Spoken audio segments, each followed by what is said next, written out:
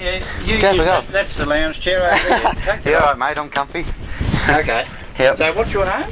My name's Andrew, mate. Yeah, I know. I wrote you about something. I don't know. That's exactly right. Chamber of Commerce or whatever. Yep.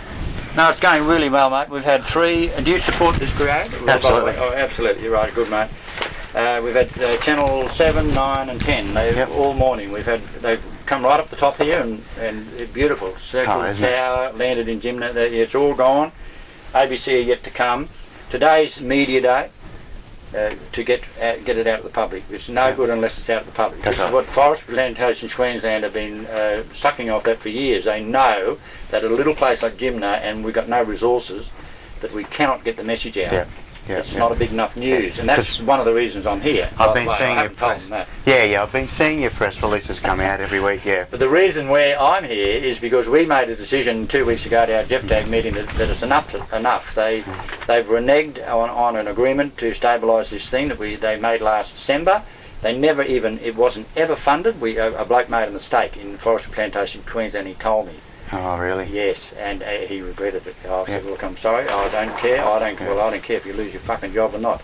They're deceitful, they're liars, and they're in charge of this, selling this whole bloody hoop-vine plantation right across Queensland, and they're not telling anyone anything. And there's going to be a lot of questions. It's not about the fire tower. Fire tower's only mixed up in it. One part of it, okay. It is the commercial and state and private use of state forests and national parks access. That's the.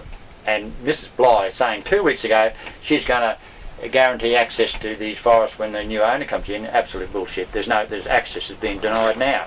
You've only got to go just down the road here and see all the signs on the roads. No access.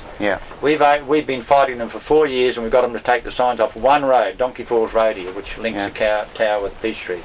They took the no access signs off that road. That's the only road they've taken them off. But when we said, can we put a sign up to say people can walk down there and whatever? No, we can't do that. Wow. You see what I mean? They're full of shit. You climb this tower, no problem at all. They've been climbing this tower every weekend for the last 4 years, and I've been every now and again, and we've been open and honest with them, and I ring them up and say, listen guys, the bloody effort you made to keep people off here, it's not working. They're climbing it every weekend. I said, you've got a fucking video bloody thing on a pile over there. Why don't you put a sign on there, even if you're not using it, and say this tower is under video surveillance? They've got a video on top of a pylon over there, Andrew, isn't it? Yeah, that's right, They can tell the colour of your eyeballs from there. And the number plate on your car and everything. And they did nothing about it. And look at that wire's been down for months, the sign's been gone, and when I come up here on Sunday night and pitch black with all this gear, I thought, oh fuck, I'm going to have trouble getting over that second one. I knew I could get over the first one because it's all trampled down.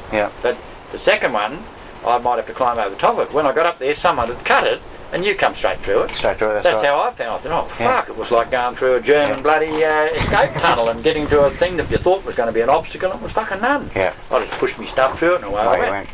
And they've been telling us for years, this is how much fucking liars they are. I'm getting the fuckings out because I never said one on TV, mate, sorry. You've done well. And I've turned 41 steps, and I went up them 3 times. I had to go up and down every staircase 3 times. Oh yeah, you couldn't carry all this.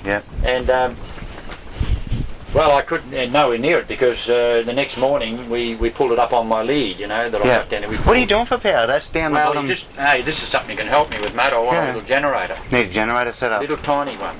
Only little tiny one, enough to build that, boil that jug and operate a toaster. I really do, because you had to take it. It's too dear. It's $150 we've had to pay already to have it for yesterday afternoon and this morning, and he just come and took it. My mate's an electrician, he has to take back.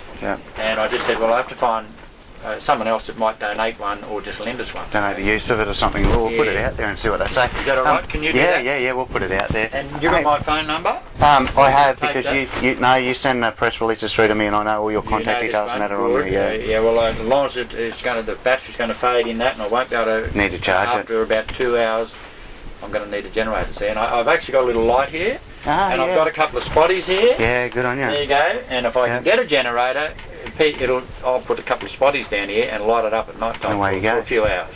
Just for a few hours. Come by, and hopefully by the weekend, we hope to get a few people up here. Come up and pitch a tent in this fucking thing. That's another thing. Anyone I'm talking to from now on, that's what I'm going to try and get them to do. Pitch a tent in the grounds here, because I'll get down to agree. And one comes on here. and say hello, have a barbecue, like when the barbecue pits were back here. It's a disgrace that they've knocked all the barbecue pits out. Yeah, yeah. Andrew actually told them in this letter, we've taken possession of this tower on behalf of the Australian people. Yeah. That's what we've done. Have you had any requests yet to come down and... Well, don't forget, the news is not out there yet. It's going to be out there tonight, it'll be in the Courier Mail tomorrow, so we expect a flood of replies. Now, if we don't, of course, our tactics here are, obviously it's public support that's going to move this, and we haven't been able to generate that in the past because we haven't got the resources. If the public really get behind this, and don't forget on our website there, this is a campaign for cancer as well. You'll see that on there.